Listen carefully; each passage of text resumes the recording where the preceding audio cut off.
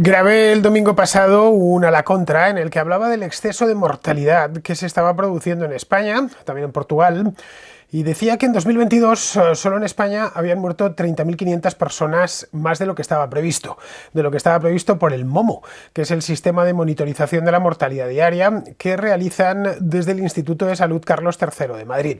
Os puse una gráfica del MOMO en la que se podía ver cómo había dos picos en el exceso de mortalidad de este año, uno entre enero y febrero y el otro entre junio y julio.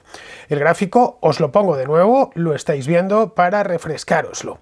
Os decía que los demógrafos no se explicaban a qué se debía este incremento, ya que el Instituto Carlos III cuantifica el exceso, en este caso lo tenemos ahí, pero no lo cualifica. Es decir, los del Instituto Carlos III no nos han dicho de qué han muerto esas 30.500 personas. A lo más que llegan es a hacer una estimación de número de fallecidos por altas temperaturas, por el calor, vamos, 5.700 exactamente. Eso nos dejaría una cifra muy alta, de 24.700 personas, que no sabemos de qué han muerto este año. Ante la falta de datos, solo nos quedaba hacer especulaciones, y así os lo hice ver en aquel vídeo. Y claro, cuando se especula, hay que trabajar con hipótesis lo más razonables posibles. Os apunté algunas, como que las listas de espera de los hospitales en España cerraron en 2021 con cifras históricas, 775.000 personas en la cola para algún tipo de intervención.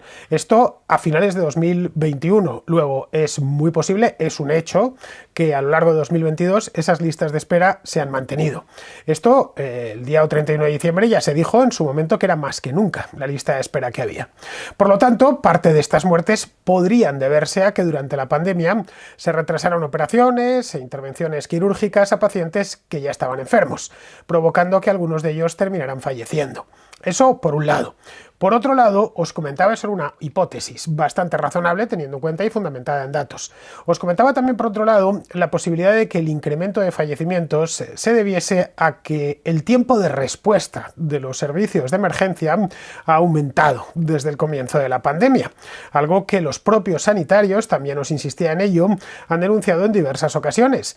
Muchas veces la línea entre la vida y la muerte, especialmente en infartos de miocardio, depende de lo rápido que se atienda a la persona. Bien, esto en ocasiones les ha impedido llegar a tiempo para salvar la vida a una persona que corre el riesgo de morir. Si llegan unos minutos más tarde, esa persona fallece. Luego, por último, apunté una tercera causa posible.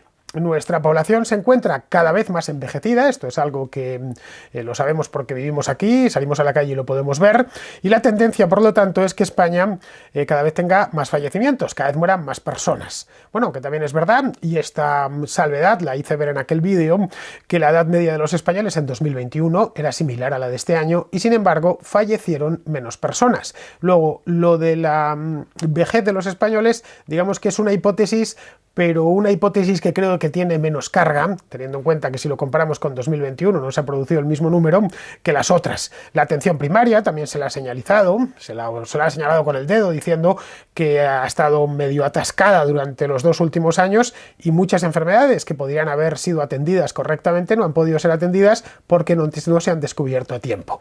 Bien, lo más seguro es que todos estos factores, y esto también os lo hacía ver, estos factores se combinen entre sí y juntos hayan provocado un exceso de mortalidad tan grande como el de este año.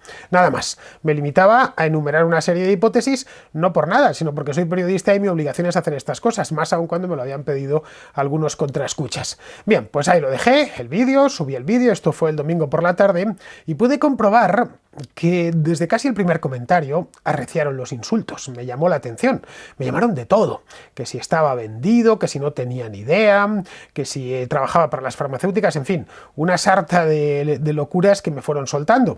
Los insultos, por supuesto, los borré y bloqueé el insultador porque en este canal, lo digo por si no lo sabíais, está prohibido insultar, tanto a mí como a los que participan en el muro de comentarios. En fin, esto es mi casa y pongo yo las normas, no es la primera vez que lo digo.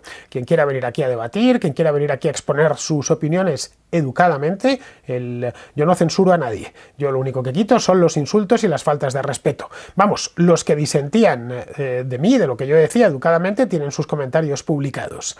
Bien, toda esa cantidad de insultos y todo el revuelo que se armó fue porque Durante el vídeo no valoré como hipótesis la vacunación contra la COVID, y no lo hice.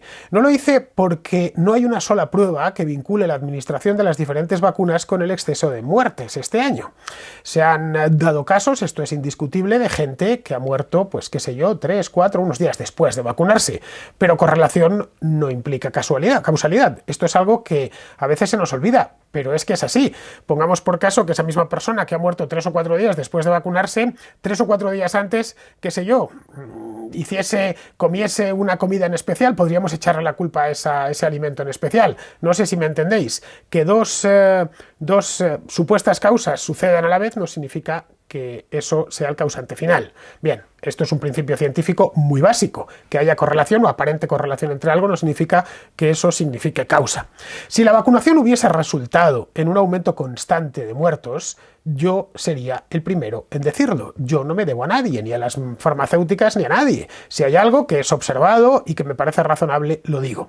Pero es que si ese aumento fuese constante a causa de la administración de vacunas, pues observaríamos dos cosas que no se observan. Cuando me puse a estudiar este tema la semana pasada, también valoré, por supuesto, lo de las vacunas. ¿Cómo no iba a valorarlo, teniendo en cuenta que hay un run por internet que habla de este tema?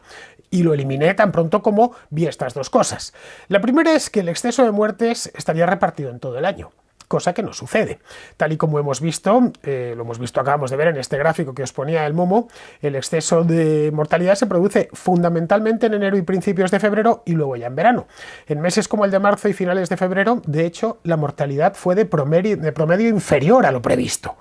Teniendo en cuenta que el proceso de vacunación fue sostenido durante todo el año 2021 y parte de 2022, las muertes resultantes también tendrían que haberlo sido, cosa que, como vemos en esta estadística, no se ven, no ha sucedido eso. Y ya está, no hay mucho más. Estamos tomando los números de vacunación, cómo se fue vacunando a la población española a lo largo de 2021 y parte de 2022, y los datos de exceso de mortalidad que nos da el Momo.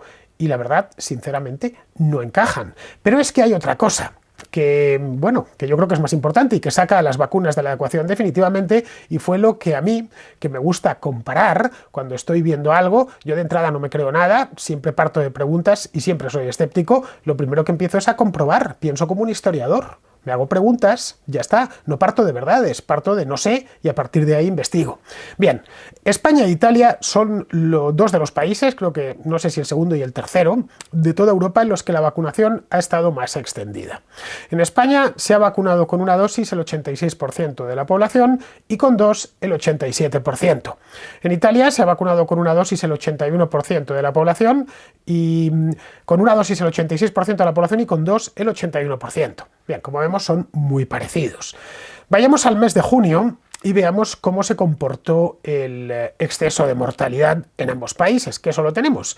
Lo podéis ver en este mapa, es un mapa de Eurostat, que aparece sombreados por colores los países de la Unión Europea. Como veis, no está el Reino Unido, pero sí están otros países que no están en la Unión Europea, como Noruega o como Suiza. Bien, en España está muy coloreado de oscuro, más de un 15% por encima, mientras que en Italia no tenían exceso alguno. Las vacunas que se han administrado en Italia son las mismas que en España, la de Pfizer, la de Moderna y la de AstraZeneca, y se administraron además en el mismo periodo de tiempo. Se empezaron a administrar a finales de diciembre de 2020 y todavía se siguen administrando, aunque el periodo máximo de vacunación fue antes del verano de 2021, es decir, hace año y pico. Os doy un dato más. Si os fijáis en la parte superior del mapa, veréis que Estonia, ese país pequeñito que está debajo de Finlandia junto a Rusia, está coloreada como España, de marrón oscuro, porque su exceso de mortalidad era igual o superior al 15% sobre el periodo 2016-2019. Estonia es uno de los países de Europa con la tasa de vacunación contra la COVID más baja de Europa.